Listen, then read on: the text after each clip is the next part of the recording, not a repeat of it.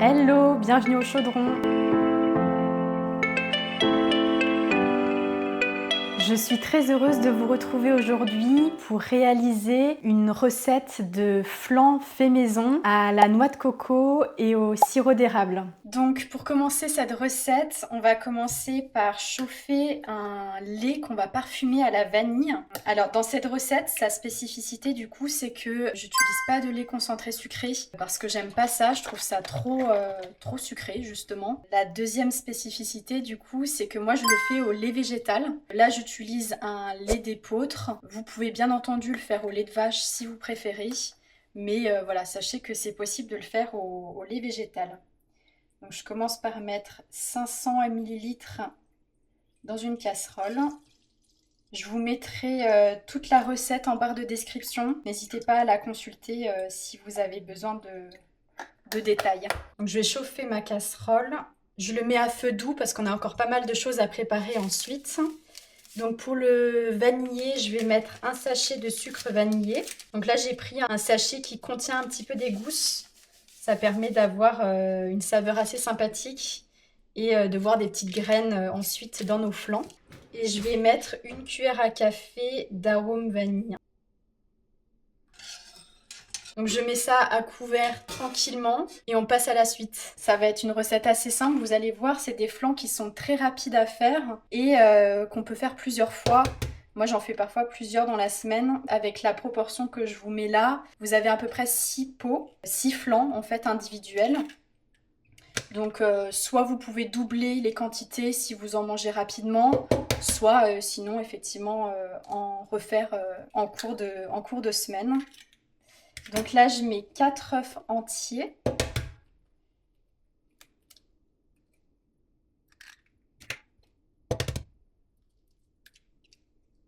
Ensuite, je vais rajouter 2 cuillères à café 2 cuillères à soupe de sucre. Donc, ce qui est bien quand on fait nos desserts maison, c'est qu'on peut contrôler la quantité de sucre qu'on met. Et comme dit au début, comme j'ai dit au début de la vidéo, c'est une recette qui ne contient pas de lait concentré sucré et qui demande d'ailleurs pas de machine non plus. Hein. On va le faire au four avec un bain-marie et ça fonctionne très très bien. Ensuite, on va mettre ça de côté et on va préparer du coup nos petits pots pour le bain-marie. Donc pour réaliser le bain-marie, ça va être assez facile. On va mettre des petits pots comme ça. Donc moi, c'est des pots la laitière que j'ai récupéré du coup.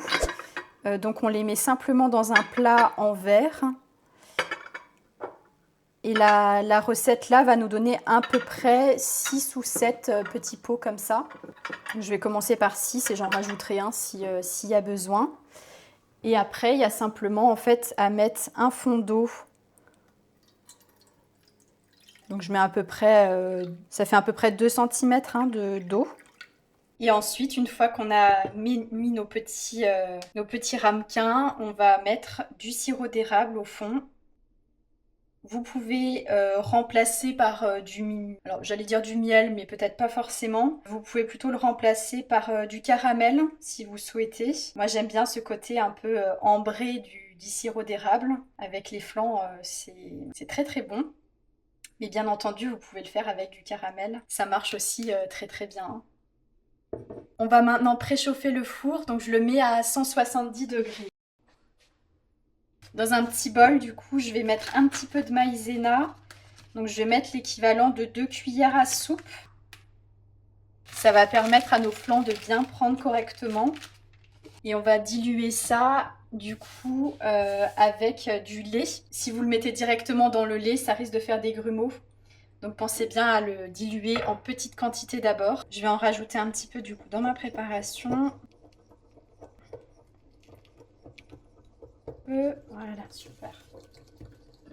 Et je vais ajouter ça avec mes œufs.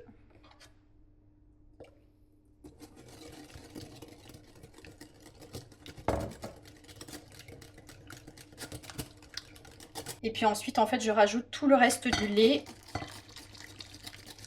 dans les œufs. Et on va ensuite le remettre sur feu doux dans la casserole.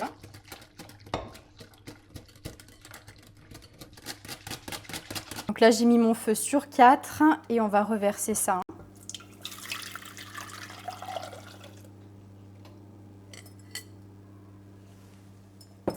Donc on laisse chauffer tranquillement jusqu'à ce que ça épaississe en remuant régulièrement parce que ça peut accrocher assez vite au fond. Si vous êtes amateur de desserts comme ça un petit peu fait maison ou si vous faites des yaourts aussi vous-même, n'hésitez pas à me le dire en commentaire, ça m'intéresse un petit peu vos pratiques et savoir un petit peu ce que vous aimez réaliser. J'ai jamais essayé encore de faire mes yaourts moi-même. Si vous êtes adepte de petits desserts comme ça, je vous invite vraiment à tester cette recette et à me dire ce que vous en pensez. C'est super agréable de manger un dessert comme ça à la coco fait maison. Donc là, on arrive sur quelque chose de pas mal. Je vais vous montrer avec une cuillère. Donc ça enrobe un petit peu la cuillère, comme vous voyez. C'est un peu épais. Et puis on le voit aussi, le fond commence à devenir un peu plus... il enrobe un petit peu la casserole. Donc quand ça devient comme ça, on est bon. Hein. On peut arrêter la cuisson.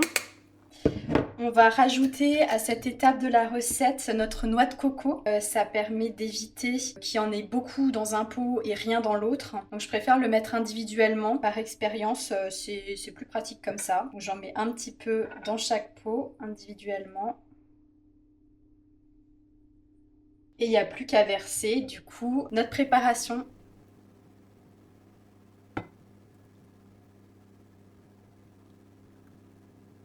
Maintenant ça part au four, donc je le mets à 170 degrés, donc faut pas mettre trop fort, et je le mets à peu près 35 minutes. Et voilà nos très jolis flancs. Je vais les mettre sur une petite planche en bois pour qu'ils refroidissent, pour que mes flancs refroidissent tranquillement. Et ensuite je les mettrai au frigo, donc idéalement il faut les mettre une nuit si vous pouvez attendre.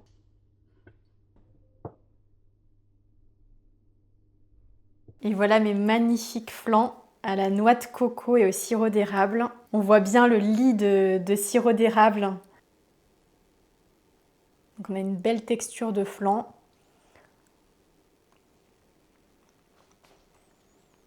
Ils sont délicieux. Ils sont très frais en plus. Ils sont bien parfumés à la vanille avec la noix de coco et le sirop d'érable pour terminer. C'est parfait. N'hésitez pas à me laisser un petit commentaire si vous essayez cette recette. Et on se retrouve très bientôt pour de nouvelles recettes gourmandes. Ciao!